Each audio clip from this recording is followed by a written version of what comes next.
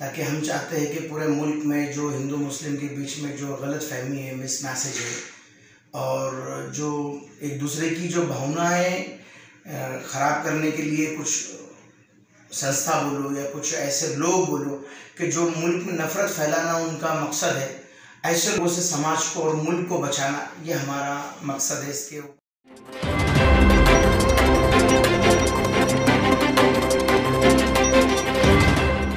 विशेष भागामध्ये आपलं सर्वांचं स्वागत। आज आपल्याबरोबर आहेत मुफ्ती सालेम यमनी, अल इन्साफ फाउंडेशनचे अध्यक्ष।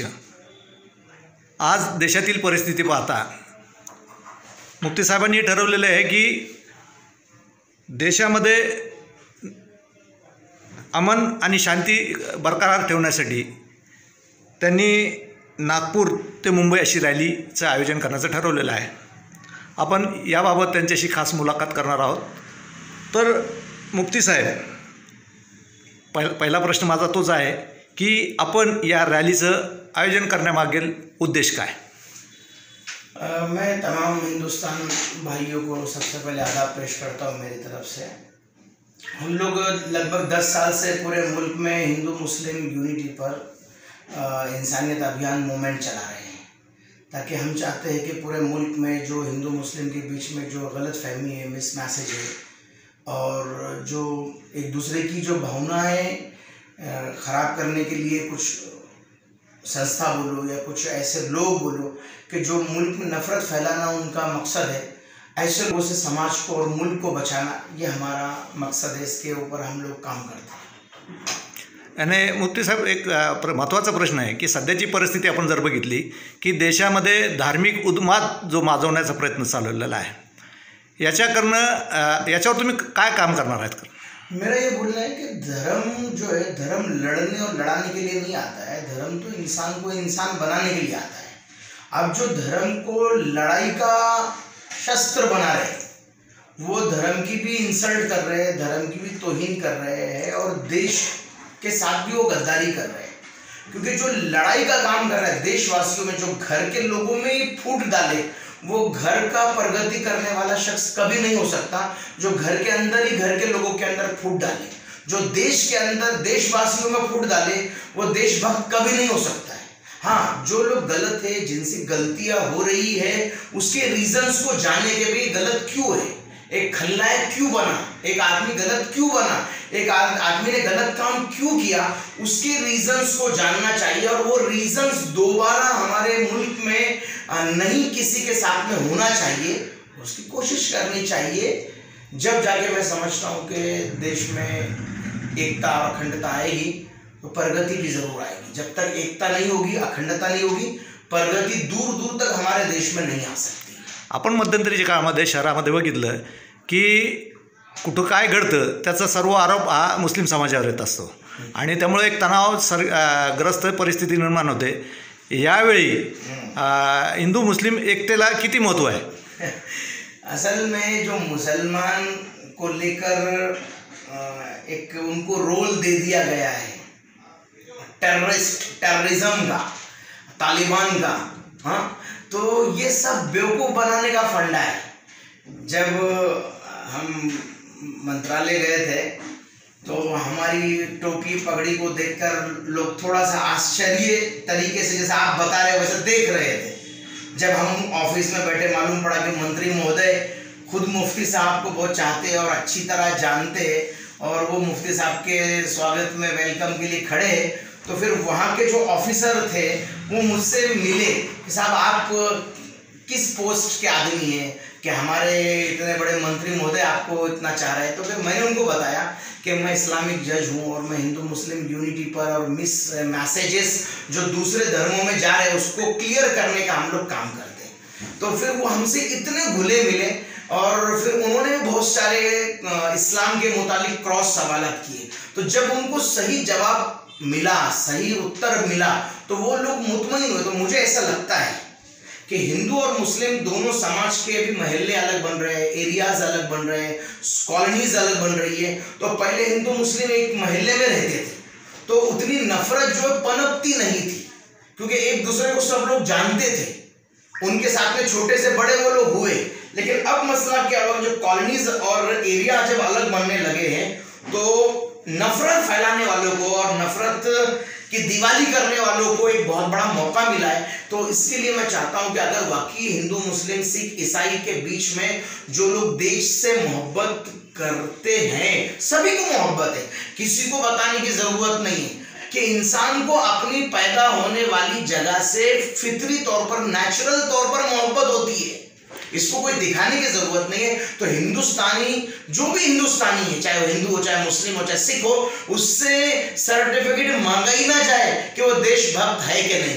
लेकिन अगर वो देशभक्त नहीं है, मान भी लो उस पर देशभक्ति कम है, तो देशभक्ति बढ़ाने के लिए हम देशभक्त हिंदुस्तानी लोग क्या कर रहे हैं? नाही सर, तुम्ही आता देशभक्ताच्या बाबतीत जो बोलला, मला एक गंमत असं वाटते की देशभक्तीचं सर्टिफिकेट देण्याचं हे दुसऱ्या संघटना कोणी परवानगी दिलेली आहे? देशभक्ति से मैं तुमको यही बोलना चाह रहा हूं कि देशभक्ति का सर्टिफिकेट किसी को इशू करने की जरूरत ही नहीं है। जो हिंदुस्तान में पैदा हुआ वो हिंदुस्तान का देशभक्त है, चाहे कोई भी हो। नहीं सर, मुफ्ती साहेब एक गंमत अशी आहे की या देशात तो जन्मला म्हणजे इथला तो 100% नागरिक आहे ना, आणि त्याच्या तो आपलं जर आपण जर मुसलमानाचं हे घेतलेलं आहे की आपल्या 10 पिढ्याचे इथं कब्र आहे ना, म्हणजे आपण इथले रहिवासी हे 100% आहे।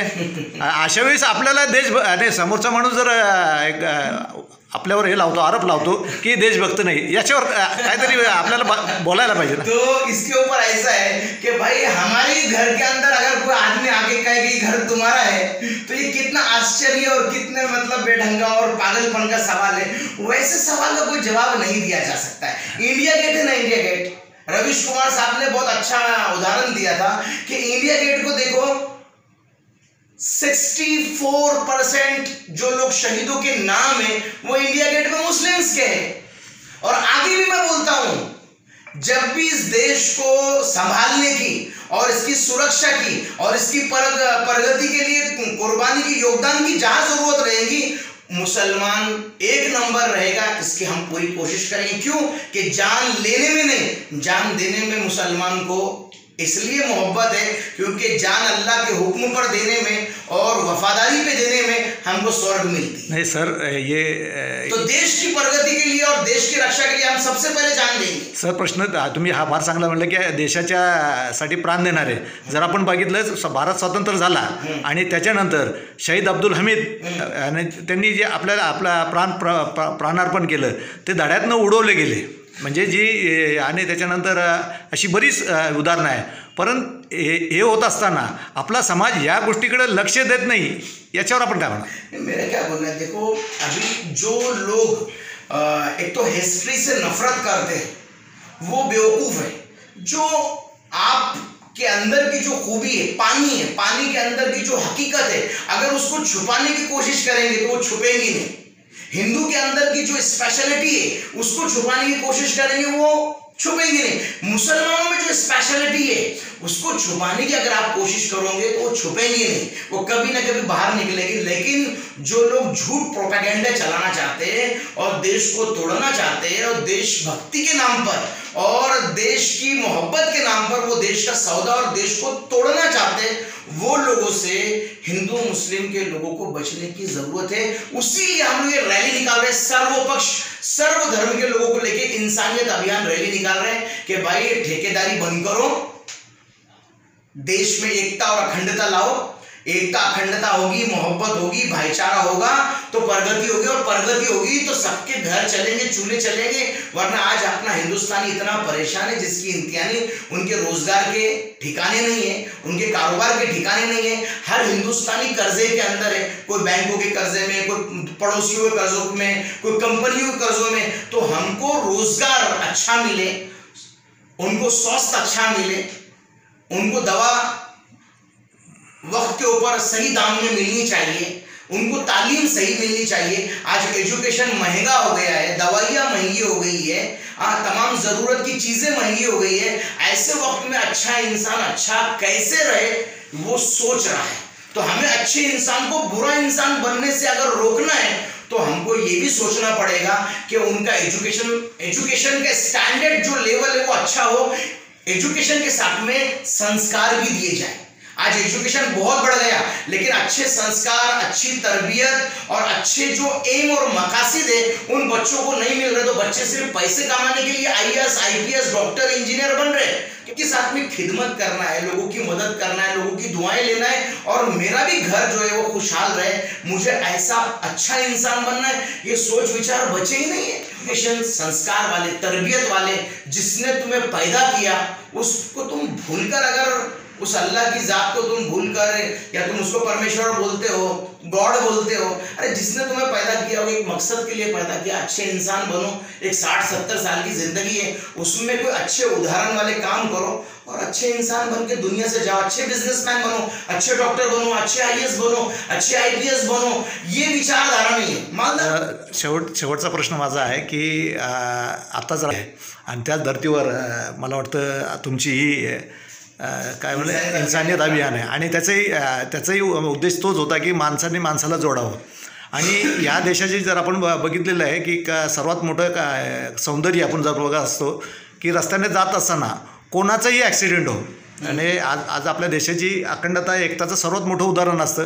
कोणाचं ॲक्सिडेंट झाला तर रस्त्यावरून जाणारा कोणती जात हे बघत नाही, पहिले जाऊन त्याला मदत करत असतो आणि मदत करून त्या माणसाच्या घरापर्यंत त्याला पोचवण्याचं कार्य करत असतो।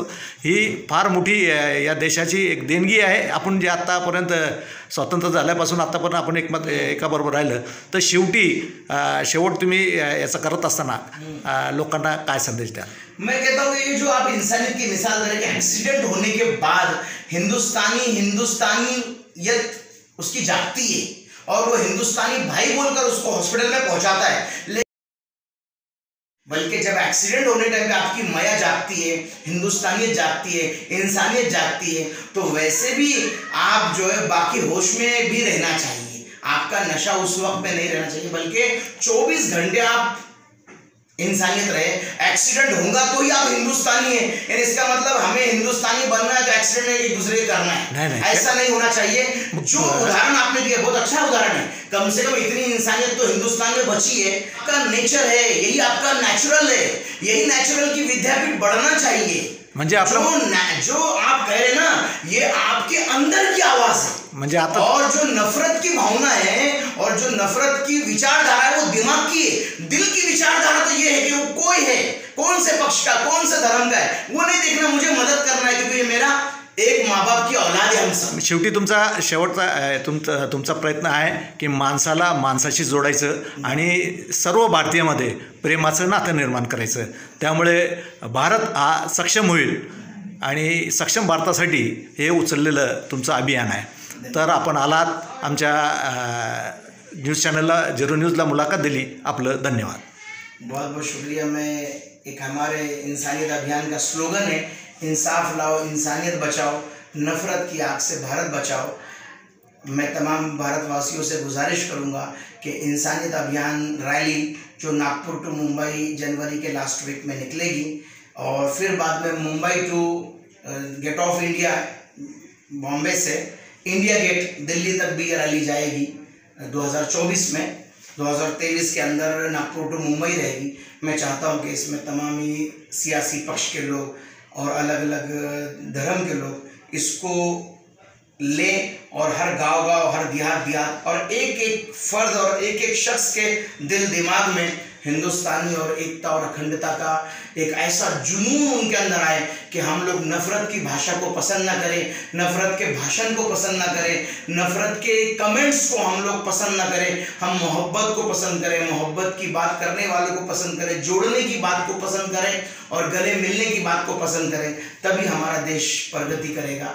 जय हिंद, जय इंसाफ, जय इंसानियत। झिरो न्यूज हा भाग आपल्याला निश्चितच आवडला असेल तर आपल्या शेजारी कमेंट्स बॉक्समध्ये जाऊन आपल्या प्रतिक्रिया कळवा। झिरो न्यूजला लाईक, शेअर आणि सबस्क्राईब करा। झिरो न्यूज आपल्या हक्काचं आपलं चॅनल।